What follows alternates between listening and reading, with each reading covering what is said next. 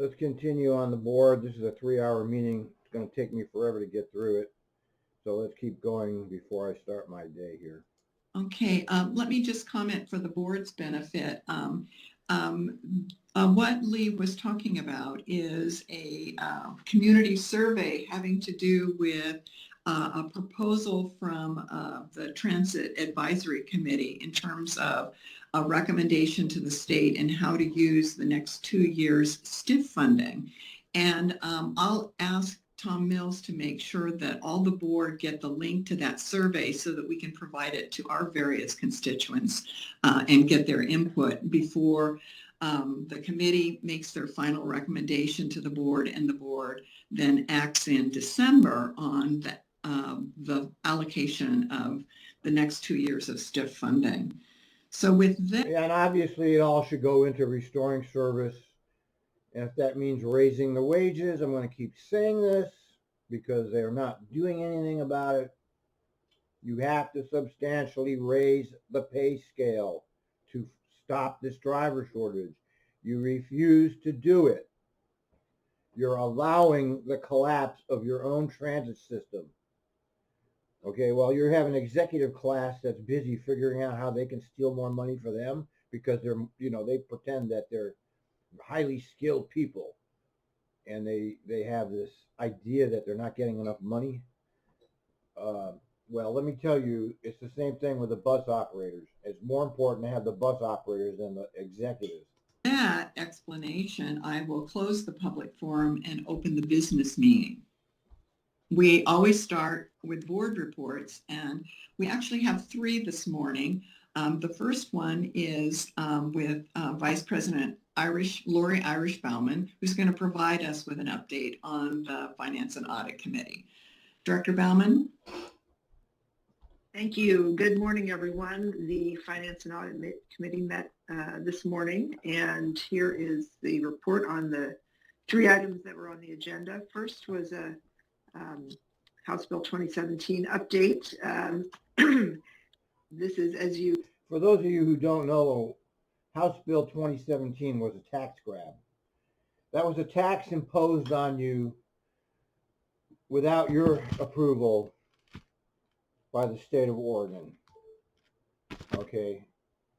It's funny how you don't see these things happening on the East Coast, but they're constant on the West Coast. I find that odd. I mean, they just steal your money, never-ending legislation to steal your money.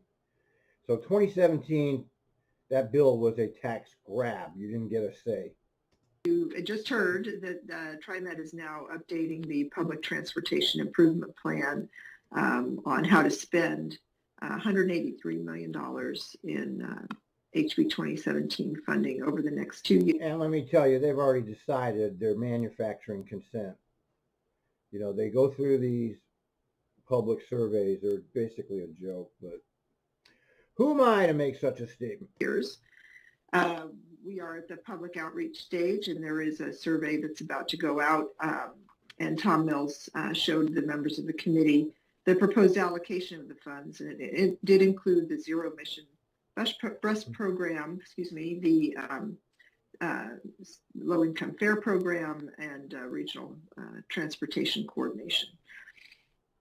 The second item on the agenda was Nancy Young Oliver described to us a budget transfer resolution that the board will consider at its next meeting.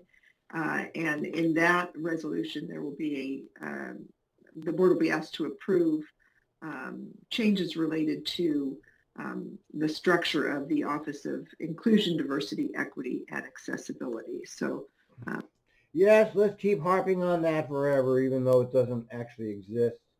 But let's keep pretending that it exists, because that's what we do. When we're in government, we like to pretend that things exist when there's no such thing. Stay tuned for that, board members, next month.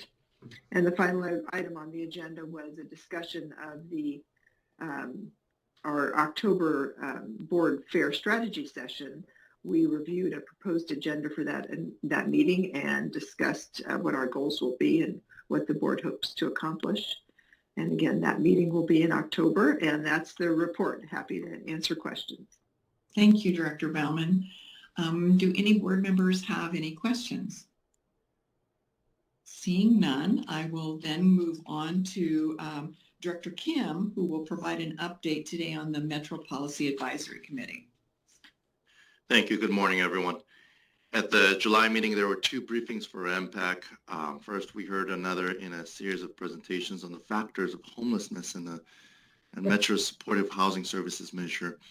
This update focused The factors of homelessness. I think we know what that is. Unbelievably high rents and not enough money for people. And, you know, the Portland area voters have voted $1 billion in tax increases for homeless, and it's all gone to the homeless industrial complex and not to the actual homeless. It's been a complete joke. on understanding factors that led. Understanding factors. You don't need to study this. Everybody who pays attention knows what's causing this. Okay? It's called housing prices, rent prices. Wages, you need $30 an hour to afford a 2-bedroom apartment over there in Portland, and nobody's paying it, not even Trimet. They start you at 24. It's not enough. That would lead someone to lose housing and prevention strategies. We also heard from Metro, Multnomah County, and Self-Enhancement Inc. Prevention strategies underway in the region. AMPEC members will continue to receive regular updates on the factors of homelessness and have the opportunity to consider to provide feedback on strategies and addressing it in our region. And the second, we also had a discussion on some congestion pricing policy updates that are currently underway. I'm completely opposed to congestion pricing because it's just a tax increase by another name with a fake agenda. Oh, we're going to stop the traffic coming in, but we're going to do that by taxing you. We're not going to do that by providing excellent public transportation. No. See, this is all another scam they're pulling on us. Everywhere you look, it's a scam right now. The government at all levels, all the way from Bidenstein all the way down to this, it's just one scam after another, and we're all subject to it. Way with Metro and ODOT. First is an update to the congestion pricing policy within the Regional Transportation Plan, known as the RTP. Metro reviewed the draft RTP policy language with AMPEC, and concurrently with the 2023 RTP update process, ODOT has proposed amendment to the Oregon Highway Plan, which would update the plan's toll policies. So this policy update will inform toll rate setting for ODOT tolling projects. ODOT also shared proposed options from the low-income toll report for income eligibility, types of benefits, ways to design an inclusive program. An inclusive program, an inclusive tolling program. It's absurd. It's absurd. Just absurd what we're hearing. Trimet has been actively working with Metro and ODOT to provide feedback on language and priorities for these policy updates as well. And that concludes my July meeting update from MPAC. Thank you. Thank you, Director Kim. Does anyone have any questions or comments? Seeing none, so. Have you noticed how good the board reports have been since the departure of Warner and these new board members? The board reports are actually worth listening to. Our next and last update will be from Director Lewis, who's going to provide us with information about her recent attendance at the APTA Transit Board Members Seminar. Director Lewis. Oh, so where did they send her to? She got a free ticket to some place to go to some convention. Thank you, Director, President Simmons. On July 30th, I had the great honor of attending APTA's Transit Board Members and Board Administrators Seminar in Salt Lake City. Oh, beautiful Salt Lake City. Actually, it is a pretty nice city. I've been there. Very clean. It was about 300 in attendance. It was kind of fun to be around other board member colleagues. It was, even if there were administrators, all of the seminars were board members, so anyone that was not a board member had to leave. So it was kind of nice. We had our own space there.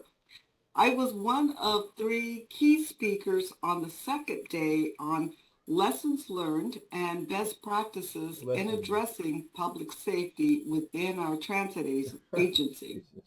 In my presentation, And as we know, because we listen to your operation and we spend several hours every day, each and every day, listening to the actual operation, it's a shit show.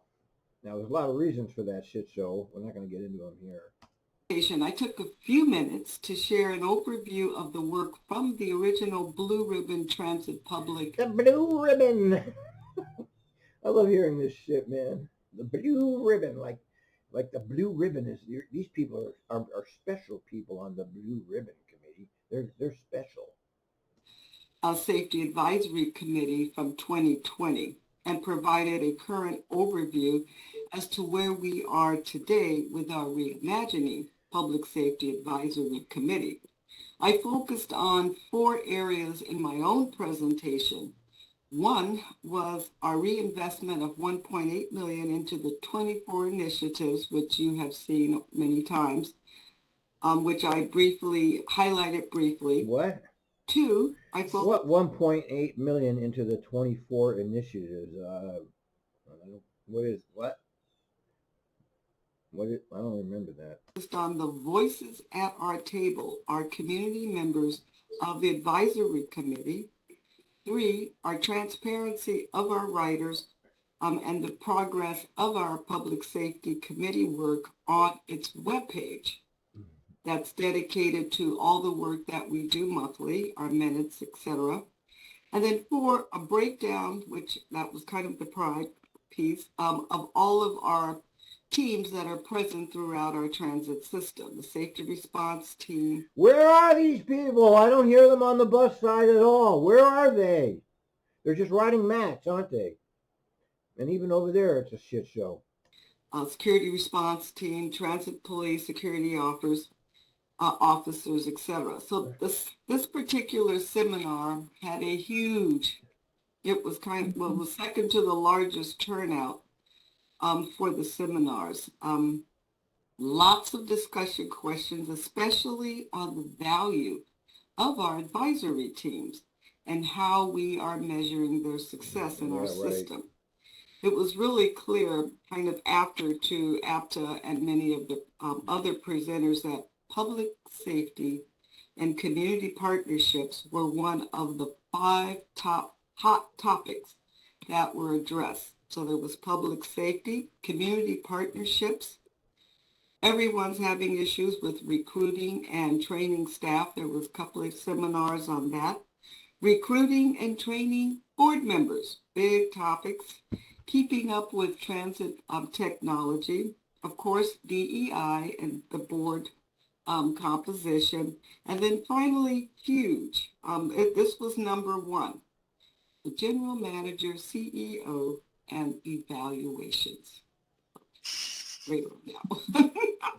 Well, as you know, they love Sam, they love Kelsey, they love McFarland, they love Hanson, there's not been a general manager in my time following Trimet that the board didn't love.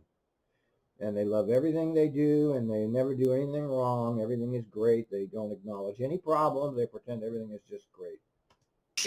That was big. Dinner conversations, it continued on around, and I was put on the spot to weigh in. Well, the room got silent when I was asked, what's best, armed officers or unarmed officers on transit? Since I have a law enforcement, I handled it like... Let me make a comment about the transit police of Portland and Trimet. They're actually pretty damn good, okay? I'm going to say that for the record. The transit police interactions I had when I was there and I'm listening to on the radio are good. Okay, I'm not hearing any bad stuff about the police here.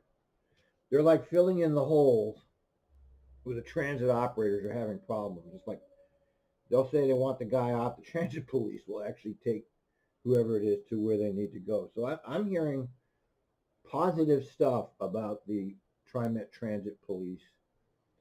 And I've seen it myself. They're actually pretty damn good dealing with the disposed. I don't see any negative. I have never seen any negative stuff from the police on the system.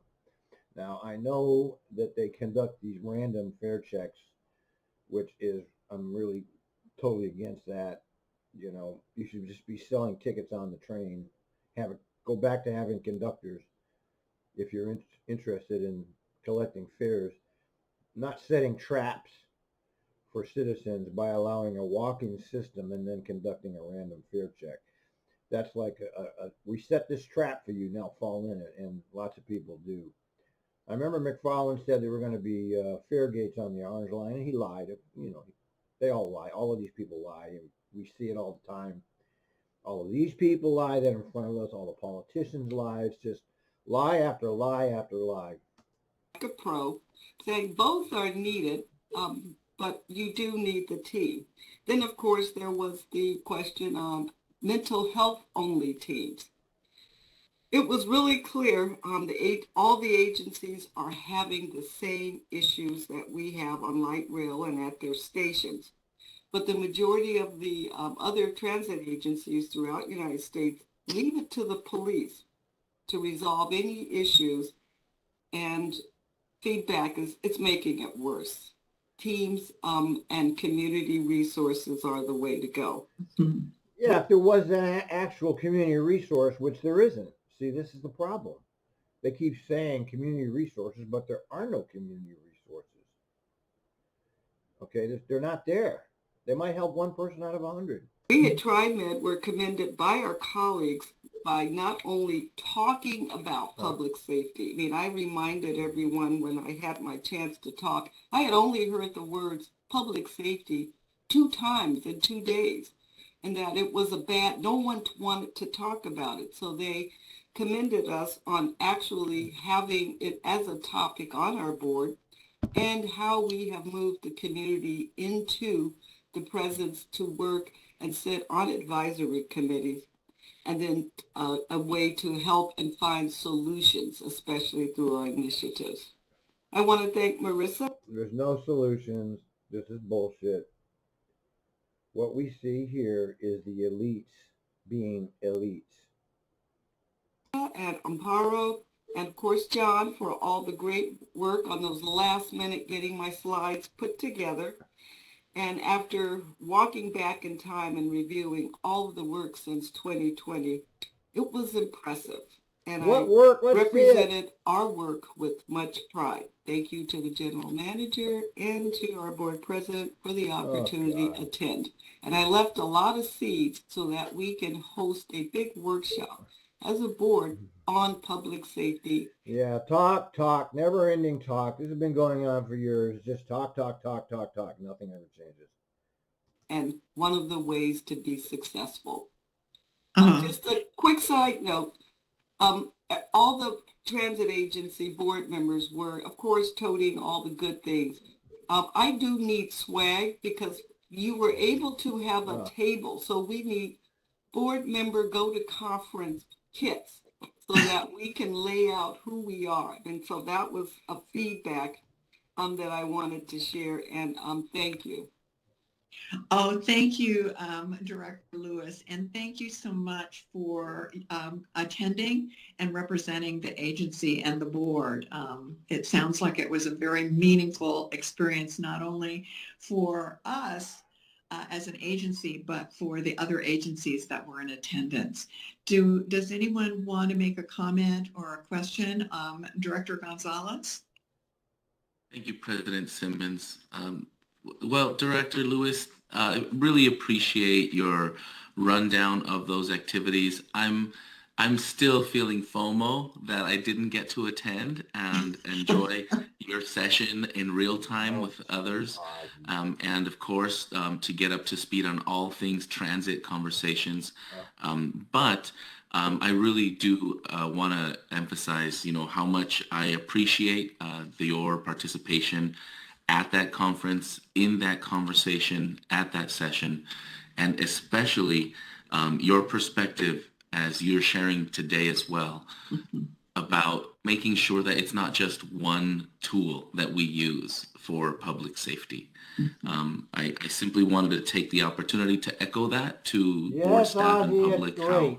how public safety Everybody is loves something everybody. that at the end of the day, we own completely and entirely for one another. Oh. From the way we design our buses and our bus Oh. shelters at the early side to how we show up and Oh. utilize the system Right. and leverage one another and our ability to communicate with phones and with each other to make sure that public safety Right. and responsible use of the system is something that we are all a part of. And of course, our agency is working to make sure that every tool under the sun is available for our users so that public safety is something that can be addressed in real time. So I really want to thank the community for coming forward and helping us have this conversation, and to you once again, Director Lewis, for showing up and representing us so well. Thank you. Anyone else? Seeing none. So thank you again. We will now move on to the general manager. All right. Enough of that for one day. Thank you, Trimet board members, for getting your reports. And yes, it was all very lovely. Everything is great, and everybody's doing everything right. Over and out.